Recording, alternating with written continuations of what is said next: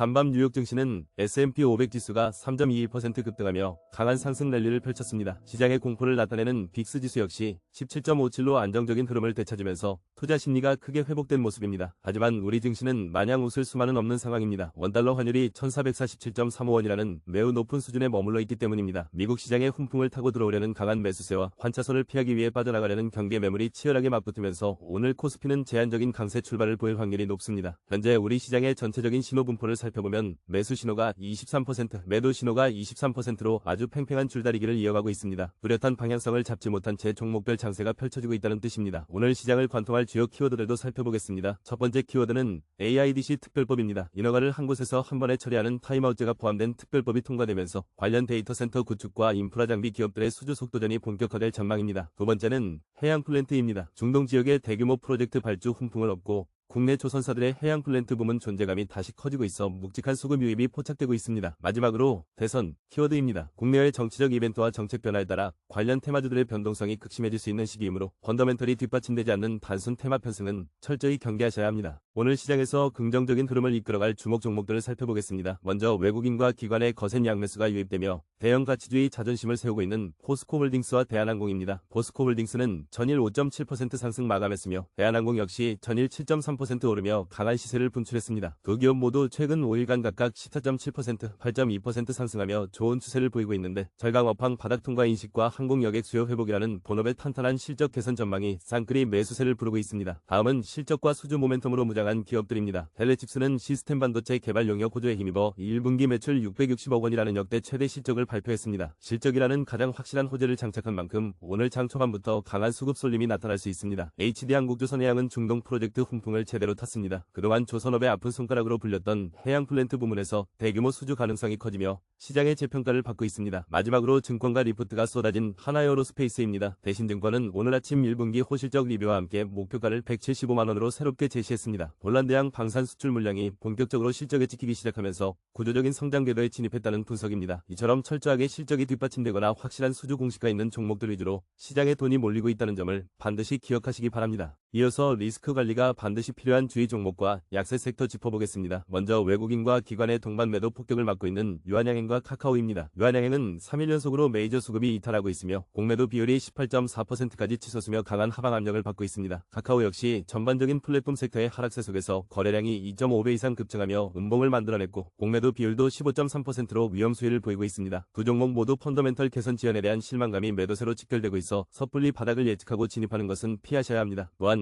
최근 뚜렷한 개별 호재나 뉴스 없이 수급만으로 급등해 단기 과열 양상을 보이는 종목들도 주의가 필요합니다. SK우선주는 전일 6.6% 상승을 포함해 최근 5일 동안 28.6%나 급등했습니다. DLNC, EUB 역시 어제 9.2% 오르며 변동성을 키웠습니다. 이 종목들은 기업의 내재 가치나 새로운 이슈가 발생했다기보다는 단기적인 자금 쏠림으로 주가가 부양된 측면이 강합니다. 이미 상당 부분 수익이 가격에 반영되어 단기 과열 여지가 충분하므로 지금 자리에서 추격 매수하는 것은 매우 위험합니다. 올 잘하면 수익 실현 관점으로 신규 진입을 노리신다면 가격 조정이 충분히 이루어진 이유를 도모하시는 것이 안전합니다. 지금까지는 오늘 단기 흐름을 중심으로 살펴봤는데요. 이번 코너는 단기 또는 중기 흐름이 유망한 종목들을 소개해드리겠습니다. 이 점수는 기술적 분석, 기본적 가치, 기관과 외국인 수급, 거시 환경 등 자체 기준 항목들을 종합해 0점에서 100점 사이로 환산한 수치입니다. 오늘 예측 점수 1위는 종합 86점을 기록한 세동입니다. 기술적 분석과 펀더멘털 부문에서 모두 100점 만점을 받았으며 전일 12.3% 급등하며 강한 시세 분출을 예고하고 있습니다. 2위는 나레나노텍으로 종합 85점을 획득했습니다. 바닥권에서 거래량이 급증하는 의미 있는 기술적 신호가 포착되었으며 수급 점수도 91점으로 우수합니다. 3위 오성첨단소재는 종합 84점입니다.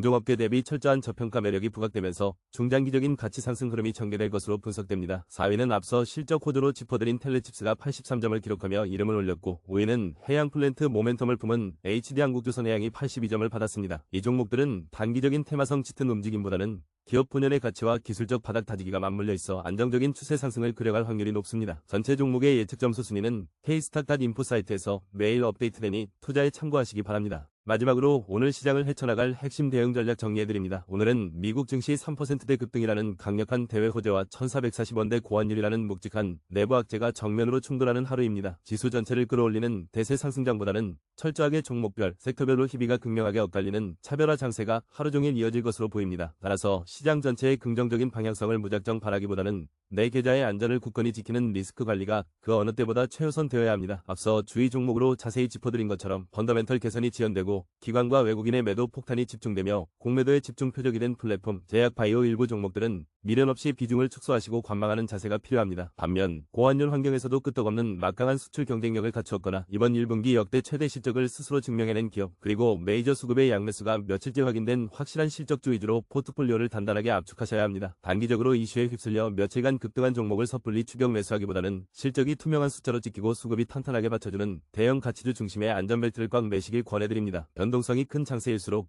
기업의 본질적 가치라는 기본에 충실한 투자가 결국 승리하는 법입니다. 철저하고 꼼꼼한 종목 선별로 오늘도 여러분의 성공 투자를 굳게 응원하겠습니다.